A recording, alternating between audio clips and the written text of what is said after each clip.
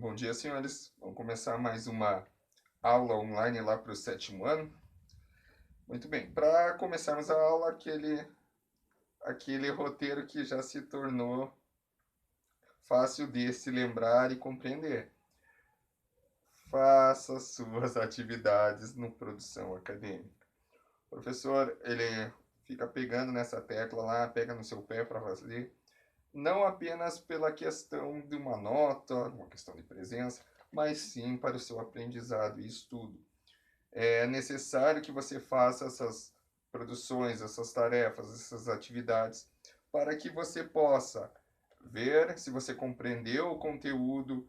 Se tiver alguma dúvida, você possa mandá-la para o professor poder te auxiliar.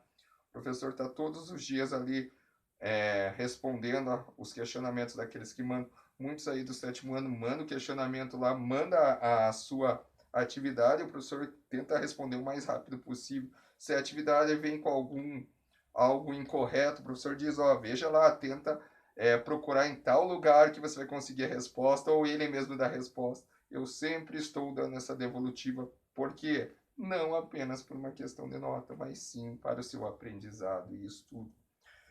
Fato é também que questão de devolutiva, lá no primeiro bimestre, o professor no final do bimestre, ou quando estava se aproximando do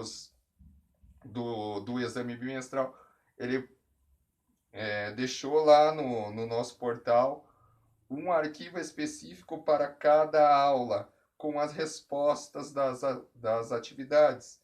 Como assim, professor? Sim, era um arquivo específico de devolutiva. Se você está acompanhando lá aula após aula, você sabe do que o professor está falando. Se você não compreende bem ou não compreendeu bem o que eu estou sinalizando aqui, é só entrar lá no nosso produção acadêmica que você vai ver lá que tem um arquivo específico para cada dia das aulas do primeiro bimestre, com a devolutiva da aula, a devolutiva, as respostas, os exercícios, das tarefas que foram pedidas por mim. Dessa forma, no segundo bimestre também vai ter. Mas não espere chegar nesse momento para que você tenha as respostas. Vá fazendo passo a passo, assim eu posso te dar uma resposta individualizada e lá no final você também vai ter esse material de estudo para o seu exame. Tudo bem? Seguindo então a nossa aula, nós temos que lembrar como foi a aula passada. Após falarmos muito sobre crescimento e desenvolvimento físico, agora nós temos que relacioná-los com as práticas corporais. Na aula passada, eu falei para você que antes de entender sobre as práticas corporais, ou quais seriam estudadas, que no caso é a luta, nós tínhamos que diferenciar o que é briga de luta. Por que diferenciar? Porque senão eu não consigo compreender a questão do desenvolvimento físico dentro dessas práticas corporais. Por exemplo, se eu utilizo a briga, eu vou poder dizer que a briga faz bem para os meus órgãos, para o meu desenvolvimento físico? É claro que não, porque a briga não tem regra, a briga é violência, a briga é falta de respeito, e a luta, diferentemente da briga, tem regras, tem respeito ao adversário, é um esporte. E, justamente para compreender isso, o professor Diego pediu para você efetuar lá na página 16 esse comparativo. Tive respostas muito boas, porque não adianta nada um comparativo como esse e você tentar simplesmente reproduzir fatos ou respostas que tem em sites ou na própria apostila. Alguns responderam ali com as suas palavras e é isso mesmo, responda ali que você, com as suas palavras, você consegue responder. E de uma forma correta, porque é fácil a compreensão que briga é algo para violência, algo para o vandalismo, luta é algo para o esporte, algo para o respeito a regras, a adversários. Tudo bem? Compreendendo isso, o professor também pediu para que você lesse o texto sobre o Cassius Clay, sobre o Muhammad Ali. Você então pode compreender, se você ler o texto, que ele foi um personagem icônico da história do esporte, porque além de ser um dos maiores pugilistas, maiores boxeadores, ele também tem essa parte da humanidade, que era das capas daqueles que eram contrários à segregação racial entre os negros e os brancos. Então ele foi um marco para a, a sociedade no seu tempo, porque ele brigava muito contra essa questão da segregação racial. Então, para a humanidade, não só para o esporte, mas para a humanidade, ele foi muito importante. Certo?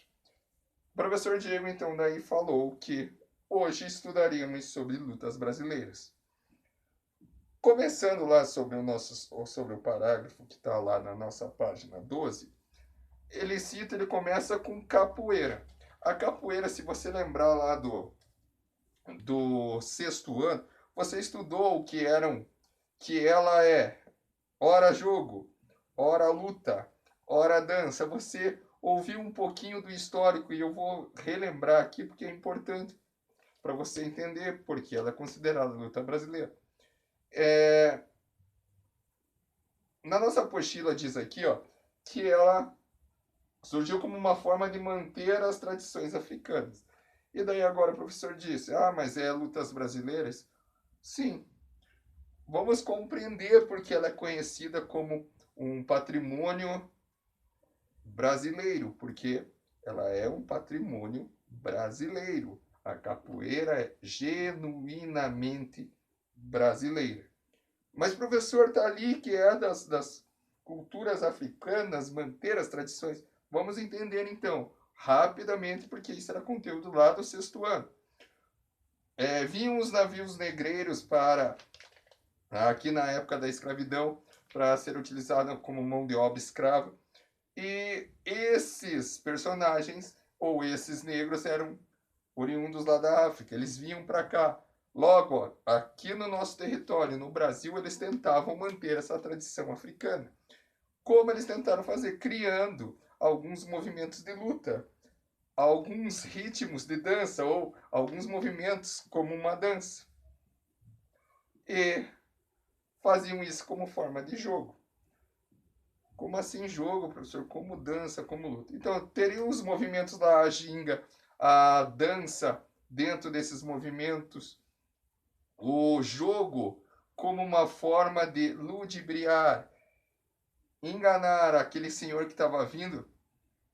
Eles então dançavam, eles lutavam, eles jogavam a capoeira como uma forma de aviso para os demais da senzala que estava vindo o senhor lá da senzala. É importante dizer que eu estou dando um resumo básico, porque isso é conteúdo do ano passado. Então, eles fazendo tudo isso no território brasileiro, logo se tornou um modelo genuíno de uma luta, de uma dança, e no nosso caso aqui, uma luta brasileira, a capoeira. Mais para baixo fala sobre o boxe e as outras artes marciais. Nós já conseguimos compreender que a arte marcial é algo que não tem relação com a briga, sim em relação a técnicas esportivas. Existem lá o karatê, o muay thai, o jiu-jitsu, o boxe do Cassius Clay, e agora existe, ou que está mais em voga para a gente poder entender, o Mixed Martial Arts, que é o que está escrito lá bem no finalzinho, lá na página 12.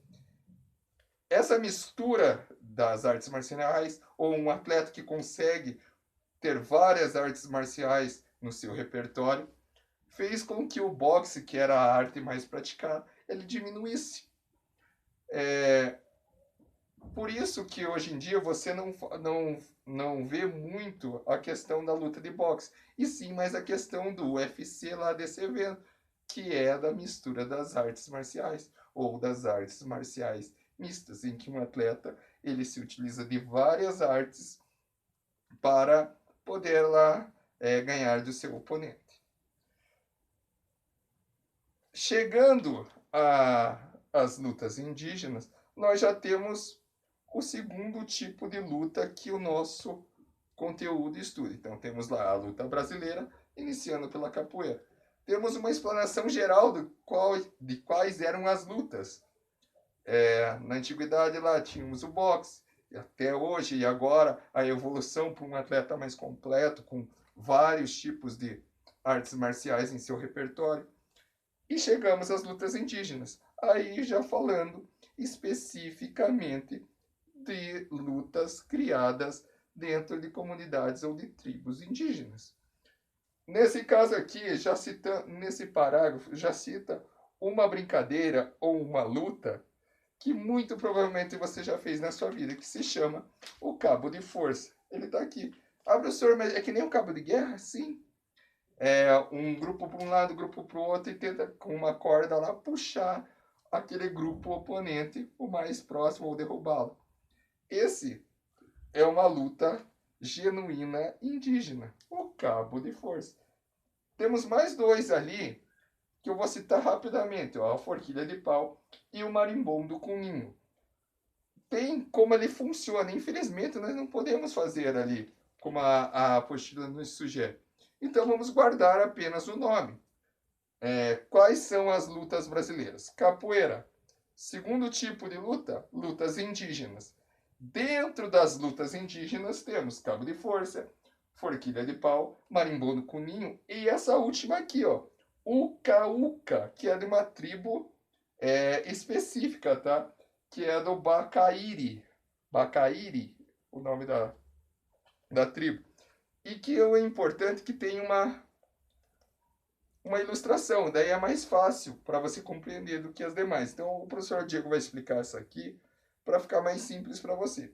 Eles estão ali com o joelho no chão e qual é o objetivo dessa luta? O objetivo é bem simples. Você tem que derrubar o oponente no chão, mas para derrubá-lo, você tem que tirá-lo do solo. Necessita de uma força muscular muito grande. E aí você consegue correlacionar lá com o nosso conteúdo do começo do bimestre. O teu desenvolvimento físico para lutar esse aqui, ó, essa luta indígena do Uca-Uca, tem que ser muito, mas muito apurado. Como o desenvolvimento físico de um atleta de MMA, aquele que tem as várias artes marciais no seu repertório, ou ele fez diversos tipos de treinamento, seja do boxe, do Muay Thai, do Jiu-Jitsu, e agregou tudo isso para ele. Por uma questão de saúde, para a melhoria dos órgãos e sistemas, como diz o desenvolvimento físico, mas também por uma questão da competição que ele joga, que ele tenta ser campeão lá. Lutas brasileiras, então. Diferente de briga. Tem que saber diferenciar a luta de briga. Temos a capoeira, temos as lutas indígenas. Lutas brasileiras, capoeira e lutas indígenas. Quais seriam os modelos, quais seriam os tipos de lutas indígenas? São aqueles citados na nossa apostila. Cabo de força, forquilha de pau, marimbondo com ninho e uca-uca.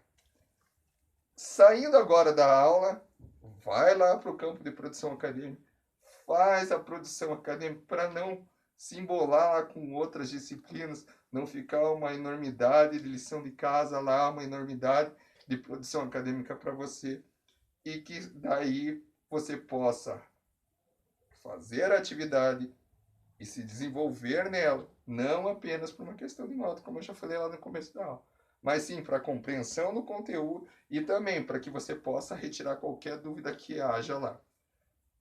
Fala para o professor se tiver dúvida, entrega lá a sua produção acadêmica e nos vemos na próxima aula. Fique com Deus.